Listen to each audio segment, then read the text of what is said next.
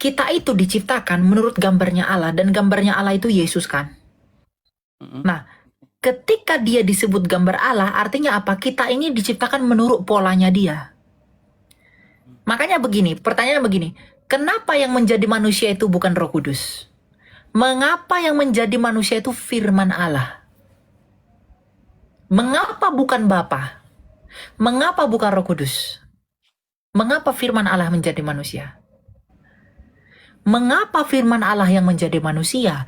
Karena kita diciptakan oleh firman Allah menurut gambar dan rupa Allah.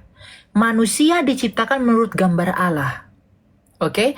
Dan Yesus firman Allah adalah gambar Allah. Kolose 1 tadi. Nah, ketika kita yang diciptakan menurut gambar Allah ini rusak, maka gambar Allah itu sendiri yang datang untuk memperbaikinya. Itulah firman Allah. Luar biasa. Loh iya. Jadi kalau orang tanya, kenapa bukan Roh Kudus menjadi manusia? Kenapa bukan Bapa? Kenapa firman Allah? Karena firman Allah adalah gambar Allah. Dan manusia diciptakan menurut gambar Allah. Dan ketika kita rusak, ketika kita gagal, yang diciptakan menurut gambar Allah ini, maka gambar Allah itu sendiri yang datang untuk memperbaiki kita. Luar biasa. Luar biasa. Ya, jadi gambar Allah yang dimaksudkan di sana adalah pola penciptaan itu. Itu yang membuat kita tuh khas. Itu yang membuat kita tuh berbeda. Manusia itu. Makanya Tuhan Yesus bilang apa? Saudaraku, sahabatku. Kenapa? Karena kita memang diciptakan menurut polanya Yesus itu, bro.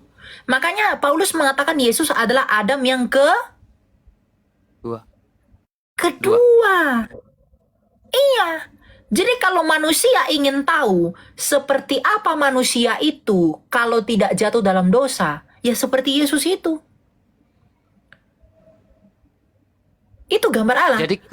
Jadi Kristus itu dipandang sebagai manusia sejati yang memenuhi rencana Allah dalam penciptaan ini atau gimana? Pinter.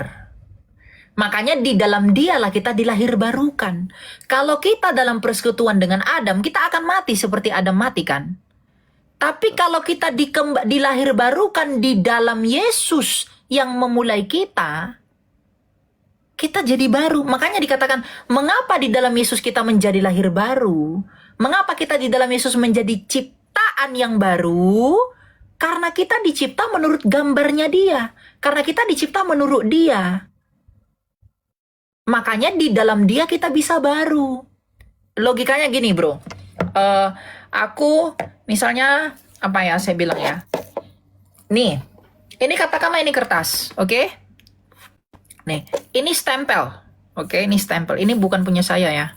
Ini stempel. Ini stempel polanya bulat ya, bulat.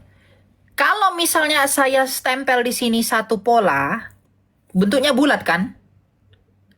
Nah, bentuk bulat ini mengikuti bentuknya ini kan, bro? Betul. Nah, ketika gambar bulat di sini katakanlah mulai rusak, bagaimana caranya membuat jadi baru? Maka ini harus saya tempelkan balik agar dia baru. Oke. Nah, ini seperti firman Allah, ini manusia. Firman Allah ini diciptakan menurut gambar dan rupa Allah. Oke? Adam.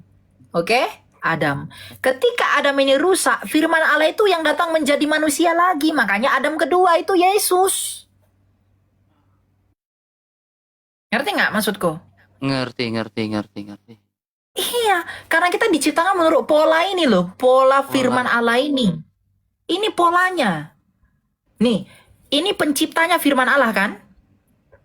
Oke, Adam, firman Allah menciptakan Adam. Bentuknya bulat, maka Adam yang diciptakan pun bulat. Manusia sempurna. Dan ketika Adam ini rusak, maka firman Allah yang membentuk pola Adam ini menempel kembali kepada manusia itu agar dia menjadi baru. Dan yang baru ini itulah Yesus.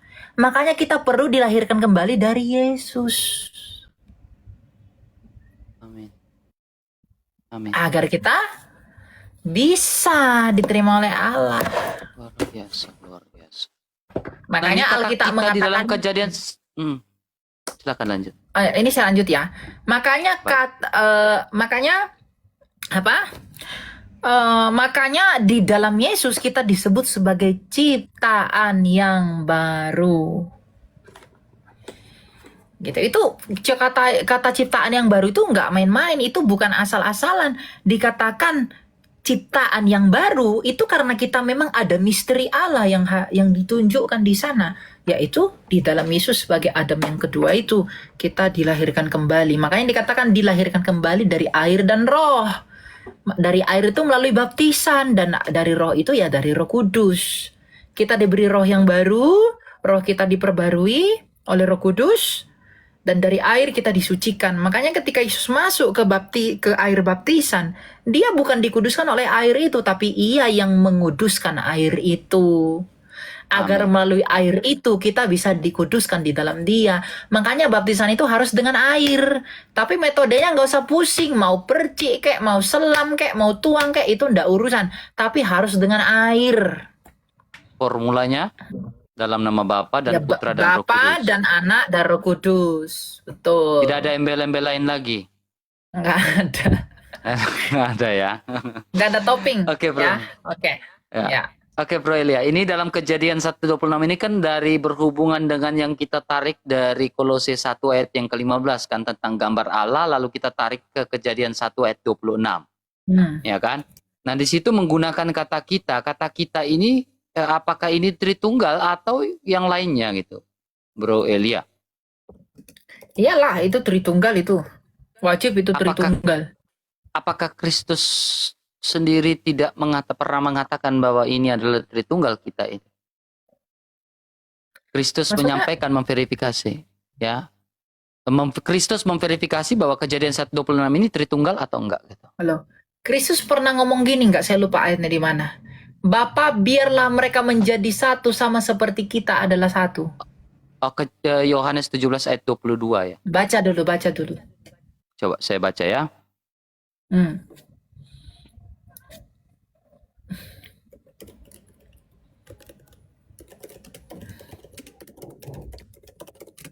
Yohanes 17 ayat 22.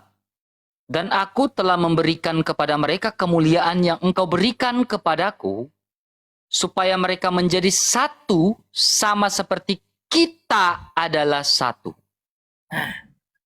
Jelas ya? Jelas. Jadi kata kita itu ya Tritunggal. Kata kita itu bukan Allah dengan malaikat. Bodoh amat deh kata profesor ini itu rasul, bapak gereja yang berpendapat bahwa itu Tritunggal. Kata kita itu yang merujuk kepada Allah Bapa dan Putra dan Roh Kudus. Nggak ada malaikat ikut mencipta. Kalau malaikat ikut mencipta jadi repot. Karena ada satu buku yang saya baca ya, banyak dari penafsiran ya, Bro Elia ya. Ini tentang Kejadian 1 ayat 26 ini, Bro Elia. Apakah ini benar atau tidak ya, Bro Elia? Kalau ada yang mengatakan ini kita. Jadi dia mengatakan gini. Ya, jejak mitologi kafir dalam penggunaan kata kita itu, dalam mite-mite timur dekat kuno, diceritakan bagaimana Dewa Maha Tinggi menciptakan manusia setelah berkonsultasi dengan Dewan Surgawi. Dewan Surgawi ini terdiri dari para dewa yang lebih rendah yang mengelilingi Dewa Maha Tinggi. Apakah ini pandangan yang seperti apa pandangan ini, Bro Elia? Itu pandangan ngawur. Timur dekat kuno. Orang yang menolak Yesus pun di timur. Orang yang nggak ngerti Alkitab pun di timur. Jadi kalau kita mengandalkan timur dekat kuno, yang kunonya yang benar atau yang salah? Sekarang kita mau verifikasi pandangan timur dekat kuno itu kepada siapa? Bapak Gereja Justinus Martyr dalam bukunya Dialog with Tripo, dia menolak gagasan bahwa Allah berbicara kepada malaikat. Ia mengatakan Allah berbicara kepada firman-Nya yang ilahi itu. Manusia tidak mungkin dicipta menurut gambar malaikat. Bukan hanya itu, bukan hanya satu Bapak Gereja. Kemudian yang kedua, Irenaeus dari Lyon. Dalam bukunya Against Heresies, dia menuliskan Allah menciptakan melalui firman dan hakikatnya. Jadi kata kita itu sebagai Bapa berbicara kepada anak, kepada Logos, dalam kesatuan Roh Kudus. Itu yang menunjukkan kerjasama ilahi dalam penciptaan itu.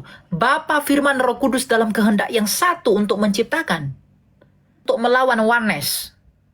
Kenapa? Dia mengatakan bahwa Allah berbicara kepada anaknya itu menunjukkan bahwa di dalam kesatuan Allah ini ada pluralisme, pluralitas. Itulah Bapa dan Anak dan Roh Kudus itu. Ya, Athanasius, Bapak gereja kita dari Alexandria, dia mengatakan bahwa kata kita itu dialog antara Bapa dengan anaknya yang tunggal itu. Kalau kata kita di sana malaikat, kenapa kita itu huruf kecil, huruf besar semua? Ya. Jadi bagi Athanasius, Allah itu tidak pernah mencipta tanpa firman. Jadi sejak kekal, kalau Bapa itu kekal, maka sejak kekal ia pun, firmannya pun ada dengan dia sejak kekal. Berarti ketika dia mau memulai ciptaan, dia berbicara kepada firman yang memulai ciptaan itu dong. Oke. Kan konteksnya itu mau menciptakan, bro. Betul, Pak. Baiklah kita, konteksnya kan mau mencipta. Nah, sumber yang membuat ciptaan itu ada siapa? Sumber ciptaan itu siapa? Firman. Firman. Sang Bapa Berarti Bapa berbicara kepada siapa dong? Firman. Kepada firman. Jelas kan? Ya, relasi kasih yang kekal ya, 1 Yohanes Relasi 4 ayat 8 kasih yang ya. kekal. Perikoresis Betul. yang kekal itu. Antara Bapa dengan anak di dalam Roh Kudus dan anak kepada Bapa di dalam Roh Kudus. Jadi tuh nggak ngomong ke malaikat. Bahkan yang lebih ini ya, Bapak gereja kita Agustinus dari Hippo, ia menolak Allah berbicara kepada malaikat. Tidak ada Allah berbicara kepada malaikat. Jadi kalau ada itu malaikat di situ, apakah malaikat sudah ada sebelum manusia diciptakan atau gimana kalau pandangan-pandangan timur ini dekat purba, dekat kuno yang saya baca buku tadi? Apakah malaikat sudah ada? Lalu malaikat diciptakan menurut manusia diciptakan menurut gambar malaikat juga karena kata kita di Tidak. situ? Tidak. Enggak, ya? Tidak. Memang malaikat lebih dulu ada dari manusia, bro. Tetapi bukan manusia. Manusia itu tidak dicipta menurut gambar malaikat. Kalau bukti malaikat itu sudah ada sebelum manusia, ya dia udah jatuh sebelum manusia jatuh kan. Makanya dia yang menghasut manusia kan. Tetapi bukan kita, bukan menurut gambar malaikat kita diciptakan. Kalau kata kita itu dipahami Allah dengan malaikat. Jadi repot nanti, Alkitab itu jadi rusak kalau kata kita itu Allah dengan malaikat. Gitu. Betul. Jadi kata kita itu ya Allah dengan anaknya, dengan Yesus Kristus, dengan Sang Firman. Ya Allah Tritunggal lah itu. Allah Tritunggal ya, bukan yang lain-lain ya ini ya. Simpel. Jadi hubungan Simpel. kalau salah memahami Kolose 1 ayat 15 ini berdampak juga ke Kejadian 1 ayat 26 ya, Bro Elia. Pasti. Kalau bilang Yesus itu ciptaan berdasarkan Kolose 1:26, maka pemahaman Kejadian 1 ayat 26 ini pun salah gitu. Rusak jadi. Yes. Ya. Memahami eikon toteo ini jadi rusak, gambar Allah ini menjadi rusak.